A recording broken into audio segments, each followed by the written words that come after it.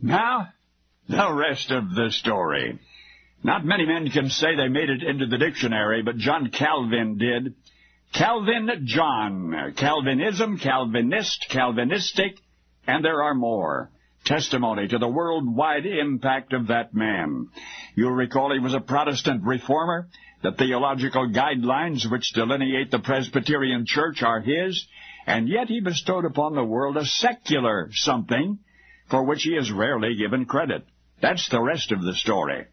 Those who are not familiar with the life of John Calvin presume him to be English or perhaps German, but he was French. His real name was Jean Calvin. He was born in the early 16th century, educated in the humanities and in law. Because of his conversion to the Protestant reform, he was forced to flee his native France. His first major work was written in exile at the age of 27. It was called Institutes of the Christian Religion, and in successive expansions it became the manual of Protestant theology for hundreds of years to come. Now I'd like to switch our focus to the nation, and specifically to the city in which John Calvin was exiled. When the young reformer arrived, he discovered that hard times had arrived first. Merchants had drifted away. Industry was stagnant. What once had been a flourishing center of commerce had become a ghost town. But not far behind John Calvin was a tidal wave of persecuted French Protestants who had also fled their native land, and these fellow fugitives of Calvin's were mostly craftsmen. A great number were goldsmiths. They were welcomed to their adopted community most enthusiastically because they were Protestants, yes, but especially because the town required artisans to reawaken its hibernating economy. And then, just as the goldsmiths were about to produce the finery which might have put that city back on the map, John Calvin laid down the law. There were already too many vanities in the world, he declared. Therefore, the wearing of jewelry by women and gold-laced coats by men was strictly forbidden.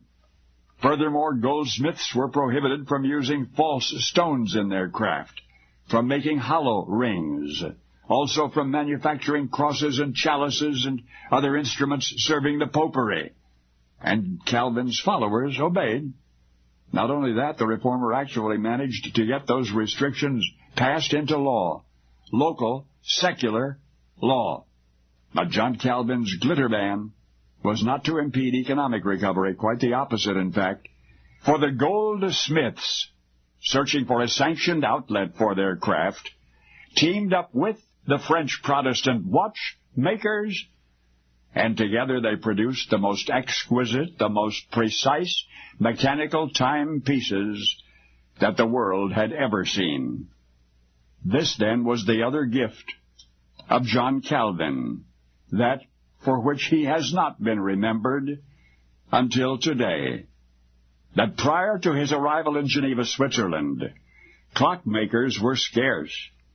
It is axiomatic now that nothing is more elegant, and in fact nothing runs more smoothly than does a Swiss watch. You've heard that said all your life. Well, now you know the rest of the story.